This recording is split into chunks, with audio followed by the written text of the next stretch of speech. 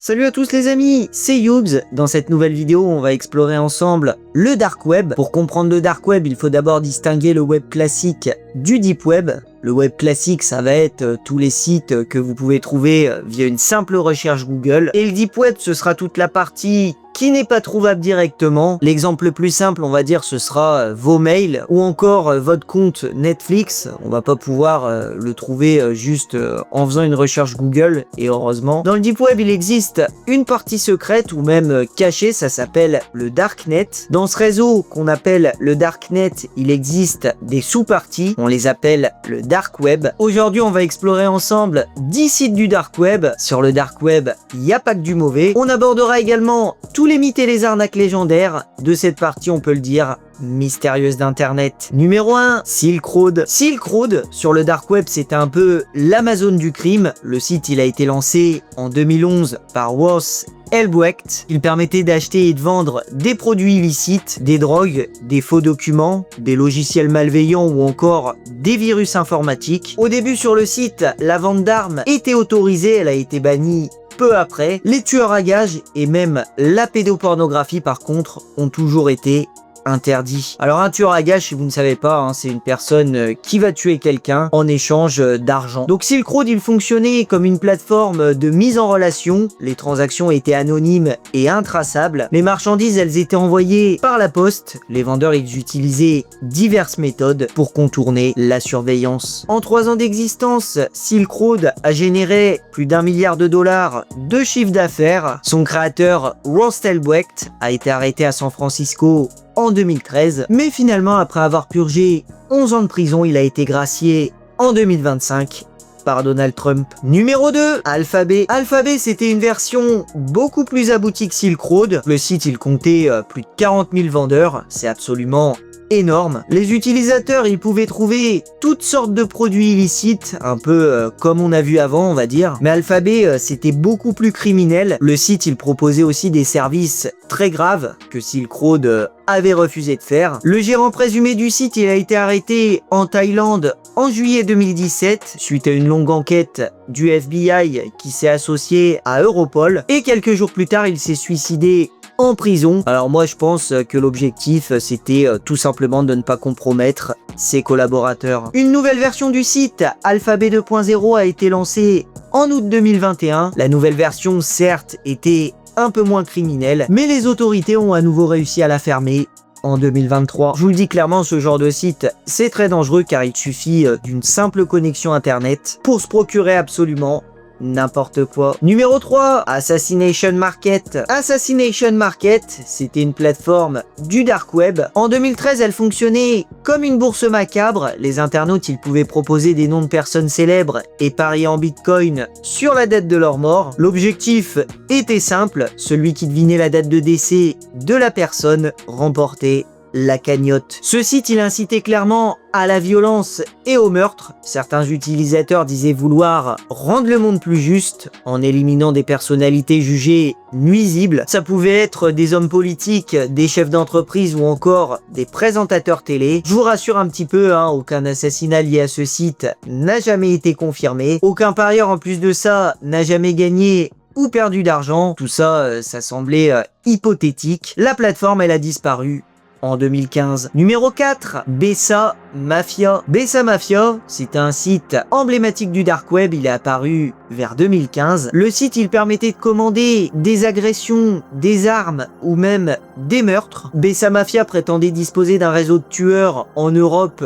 et aux États-Unis. Un meurtre ou une agression violente coûtait entre 5 000 et 20 000 dollars. En réalité, ce site, c'était une arnaque de A à Z, aucun meurtre n'a jamais eu lieu. Le site soutirait tout simplement l'argent des clients. En 2020, un journaliste britannique s'est associé à un expert en cybersécurité. À eux deux, ils ont révélé l'arnaque. Et en 2023, plusieurs hommes ont été arrêtés en Roumanie. Ils étaient impliqués dans des escroqueries liées à ce site. Cette arrestation, elle a été rendue possible grâce au FBI et au département de la sécurité intérieure des États-Unis. Numéro 5, Deadman Switch Site. Les Deadman Switch sur le Dark Web, ce sont des sites qui permettent de programmer l'envoi automatique d'informations sensibles. On peut y stocker des messages, des documents ou des preuves. C'est un peu, on va dire, comme un coffre-fort en ligne, mais qui contient des informations dangereuses. Ça peut être, je vous donne un exemple, des plans militaires ou encore des opérations secrètes. Le coffre-fort, il vérifie régulièrement la présence de l'utilisateur via un mail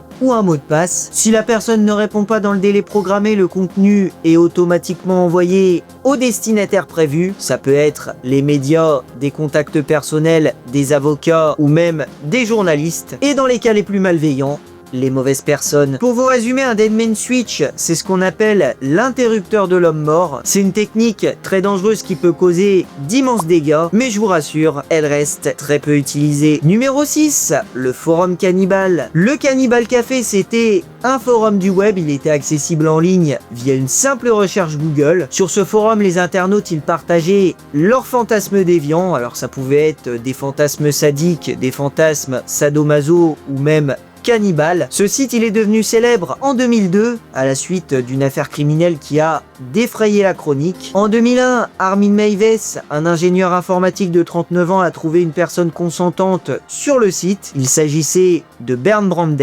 Il a accepté de le rencontrer pour être mangé, tué, puis remangé. Alors lui, il voulait faire ça dans cet ordre. Armin Meiwes, il l'a accueilli chez lui, ils ont discuté, puis ils ont dégusté ensemble le pénis de Bernd Brandes avec de la sauce et des pommes de terre. Après le meurtre, Meiwes a partagé des photos sur le forum. Les internautes, je peux vous le dire, ils ont été ultra choqués des images, ils ont alerté la police. Armin Meiwes, il a été arrêté en décembre 2002. De la viande humaine et des vidéos absolument insoutenables ont été retrouvés à son domicile et son affaire c'est alors devenu ce qu'on a appelé le premier cas juridique mondial de cannibalisme consenti via internet. Je vous rassure, hein, le Cannibal Café il n'existe plus aujourd'hui, mais certains sites similaires existent toujours sur le dark web. Numéro 7, les raid rooms. Donc les raid rooms, ce sont des sites supposés du dark web. Sur ces sites, on y diffusera en direct des scènes de torture, de meurtre, de viol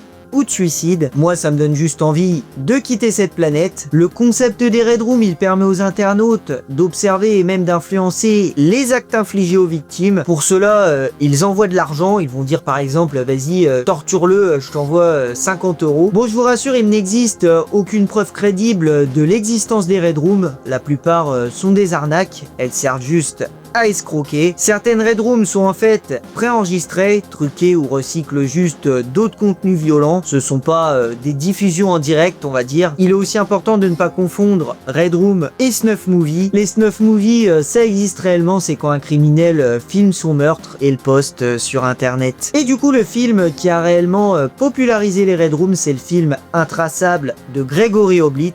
Il est sorti en 2008. Numéro 8, le Shadow Web. Le Shadow Web, ce serait une partie ultra secrète d'internet. Ce serait même, selon certains, le dark web du dark web. Certains forums l'ont présenté comme un endroit où on trouverait les contenus les plus extrêmes. Des snuff movies, des raid rooms, des expériences très dangereuses sur des humains ou sur des animaux, un peu comme des scientifiques fous. Tout comme les raid rooms, aucune preuve n'existe. Au fil du temps, des chercheurs en cybersécurité ont enquêté et ont exploré le dark web. Ils n'ont jamais identifié de shadow web. On va dire que cette idée du dark web, elle est surtout utilisée que ce soit pour créer du buzz, des creepypastas sur internet ou encore arnaquer des personnes. Certains vendeurs promettent un accès au shadow web en échange de bitcoin et une fois l'argent reçu, ils disparaissent sans laisser de traces. Numéro 9, le Marianas Web. Le Marianas Web, c'est un peu comme le shadow web, mais c'est pas tout à fait la même chose, on va dire qu'il faut pas confondre les deux. Le shadow web, il permet surtout d'alimenter des arnaques ou la terreur, un peu comme on vient de voir. Le Marianas Web, lui, il relève plutôt de la théorie du complot. Son nom Marianas, ça fait référence à la fosse des Mariannes, c'est le point le plus profond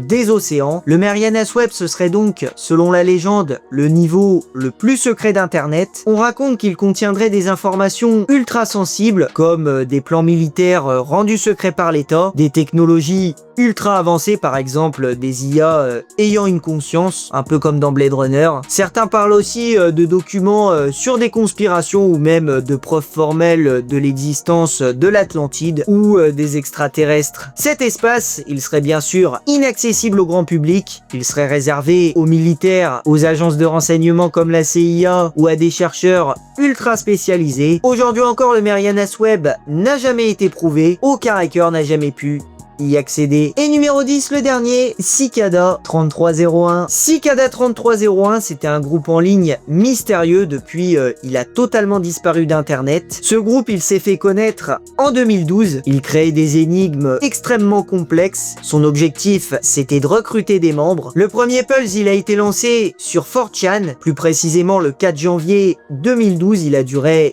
environ un mois. Chaque année, plusieurs séries d'énigmes ont été publiées. Elles combinaient de la musique, de la cryptographie, de la stéganographie, des nombres premiers et même des références littéraires et occultes. Mais les énigmes n'étaient pas seulement disponibles sur Internet, elles se déployaient parfois dans le monde réel. On les trouvait dans plusieurs grandes villes, comme à Paris ou à Berlin. Les participants qui parvenaient à résoudre les énigmes recevaient un mail. Ils étaient ensuite invités à participer à un forum secret. Lors de ce forum, on leur posait des questions. C'était souvent des questions sur la censure ou même sur la liberté d'expression. Et aujourd'hui encore, personne ne sait réellement qui se cachait derrière ce projet, ni même quel était son but. Ce groupe, il est souvent décrit comme l'un des plus grands mystères de l'histoire d'Internet. Le groupe, il n'a jamais été lié au dark web. Toutes les énigmes étaient disponibles sur le web classique. Mais avec le temps, on va dire, beaucoup d'internautes ont fini par associer Cicada 3301 au dark web. On en a terminé du coup pour les 10 sites les plus mystérieux du dark web. J'ai essayé de vous présenter un peu ce sujet assez complexe et même mystérieux. Si jamais vous avez apprécié, n'hésitez pas à vous abonner, à activer la cloche des notifications. C'était Yugs et moi je vous dis à bientôt dans de futures vidéos pour de nouvelles anecdotes et de nouvelles découvertes. Salut tout le monde. Nostradamus, il est né en 1503 en France et il est mort en 1566. Il avait 62 ans. En 1955, il a publié Les Prophéties, c'est un livre de quatrains poétiques.